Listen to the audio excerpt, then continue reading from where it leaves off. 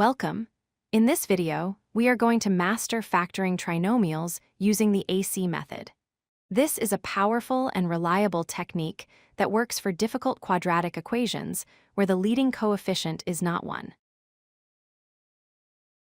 First, we must understand the structure of a trinomial. It is written in the standard form, a x squared plus bx plus c. Identifying a, b, and c correctly is the most important first step. Here is the roadmap for the AC method. It involves 6 main steps.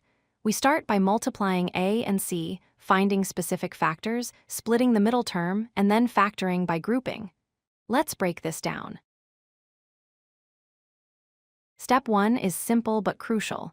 Take the coefficient a, which is 2, and multiply it by the constant c, which is 3.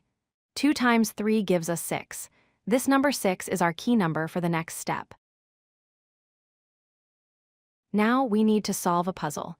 We need 2 numbers that multiply to our AC number, which is 6, but add up to our middle number b, which is 7. Checking the factors of 6, we see that 1 and 6 multiply to 6, and 1 plus 6 equals 7. These are our magic numbers. Next, we rewrite the original equation. We take the middle term, 7x, and split it using the magic numbers we just found. So 7x becomes 1x plus 6x. The value hasn't changed, just the appearance. Now that we have 4 terms, we use factoring by grouping. We group the first 2 terms together in one set of parentheses, and the last 2 terms together in another set. Look at each group individually. For the first group, factor out the greatest common factor, which is x. For the second group, factor out 3.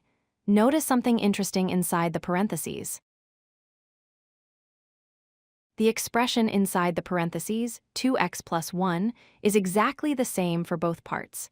This is not a coincidence. We can now factor out this entire binomial, leaving us with our final answer, 2x plus 1 times x plus 3. The method works exactly the same way when there are negative signs, but you must be careful. Let's look at 6x squared minus 11x minus 10. Here, your AC number will be negative.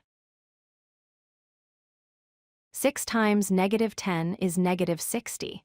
We need factors of negative 60 that add to negative 11.